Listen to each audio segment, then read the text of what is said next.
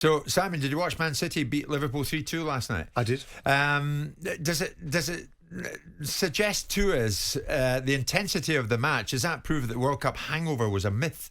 Because these two went at it. It was thoroughly entertaining. Depends if you're Kalvin Phillips. Well, yeah. Yes and no. I mean, ultimately, a lot of it will be in the mind, and people were talking about necessarily the psychological hangovers rather than the physical ones, because it can't have been a possible physical hangover, can you? You're going away to play in a tournament. So most of the players are playing on average 4 games over a 5-week period. There wouldn't have been a physical impaction unless the players chose it to be the case. It would have been a psychological one. So when you've got a game that's Man City versus Liverpool in a cup tournament, there'd be something seriously wrong, and a fully loaded stadium, there'd be something seriously wrong if the intensity wasn't there. Yeah, I would think so. Calvin, what's your take on Kalvin Phillips? Simon mentioned it. He didn't even make the squad. When asked about his absence, Guardiola said, and he was quite curt, well, he's not fit. He's not arrived in the best condition to train. Why would that be? Well, I would assume that as he's not been involved with the national team and he's not really been playing, it would have been down to him to be doing the extra work that would be required to be at the level of fitness to come back. When he would have left, they would have monitored what his body fat was and his level of fitness, and obviously he's come back in worse shape. And that sometimes happens when you go on international duty, because if you're not involved with the actual first team, it's down to you then to have the responsibility yourself to keep you. It's the same in the summer. When you go away the last day of the season, they do your body fat, take your weight. It's down to you now. I don't believe that any Premiership player, any Football League player should return back to pre-season training to get fit. They should come back fit. Match ready. Well, you won't be match ready because you want to play games. But in terms of your weight, in terms of fitness, when I was always away in the summer, if I wasn't playing in a tournament, I was always running and keeping myself in shape. You look at the best players, even David Beckham. You used to see David Beckham in the summer running. You see Ronaldo doing the same. You see Messi doing the same. Yeah. That's part of your contract, part of your job. It's down to you. Simon, can you believe it? He's played 54 minutes in total for Manchester City since his £42 million move from Leeds in the summer. Well, there was always that jeopardy in that move, wasn't there? But you have to look beyond this and try and look, under the bonnet and see possibly what might be going on here, because this is a player that you wouldn't attribute this sort of outlook to. This is a player that came out of the Bielsa setup that we all knew how fit they had to be to play there, and with the intensity that they played at for the years that he played under Bielsa.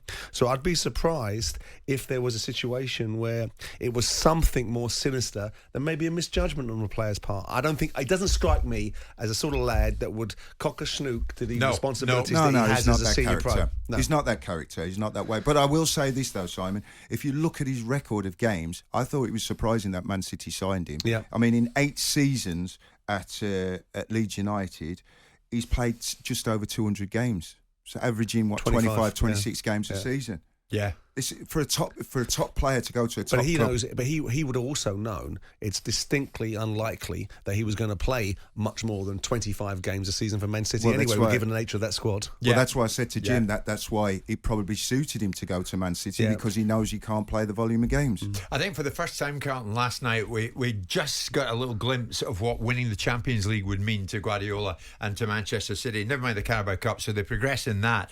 But I think Pep has admitted for the first time now that if City don't win the Champions League under him, then he would have a feeling of not having fulfilled his role as to why he was brought there in the very first place. This was Guardiola on that topic, actually. It's not the only one, but I admit that it's the trophy that we want, and of course will not be complete my period here if we don't win it, but it's not the only one or the reason I extend the contract. Absolutely not, because I could not live. What does it mean the last 11 months that they don't play the Champions League? So, of course, I will do everything in this time that still we are together, and we're going to try. But I would say the same I would try before. But of course, it's the trophy that we don't have, and we will try to do it. You know, I mean, Carlton, since he's been there, 5 Premier League titles, 4 League Cups and the FA Cup. We've always known it. Now he's said it. That's the one he wants with City. Well, listen, the only 2 trophies that matter now, you know, the top clubs have devalued the FA Cup and the Carabao Cup. They don't really mean a lot now. So the only 2 trophies that these clubs play for, Liverpool, Chelsea, Man City, is the league and the Champions League. And the amount of money that he's had to spend, he has to deliver it. I mean, he won the 2 at Barcelona with the trio there of Iniesta, Xavi and Messi.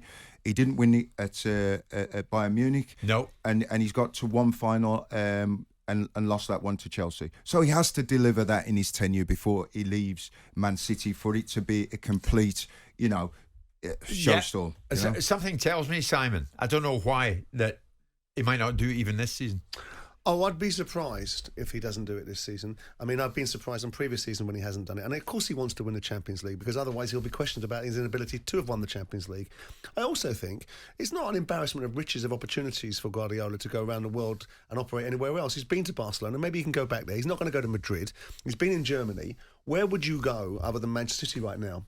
That gives you the opportunity. Yeah, you can go and manage in other leagues that might have an Italian connection because you haven't managed there, but that's not the league it once was. Yeah. So I'm not surprised he stayed at Man City, and I do think if you cannot decry the dominance of English football that he's now brought about with a unique style of football that others have tried to play but never been able to be as successful as he has. Yeah. And so you look at it and say, on one hand, we take away the fact that he hasn't won the Champions League. On the other hand, you have to look at Manchester City and say that's a cup competition over 13 games.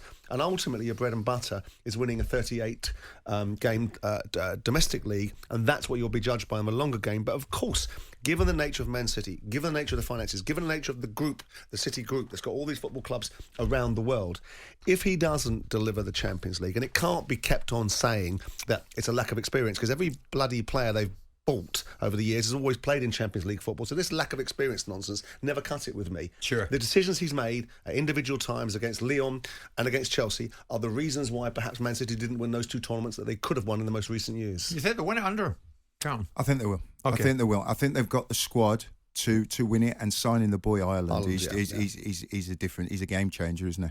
Oh, yeah. Sensational. Jim White and Simon Jordan. Monday to Thursday morning, 10 till 1. On AM, on DAB, via the talkSPORT app and on your smart speaker. talkSPORT.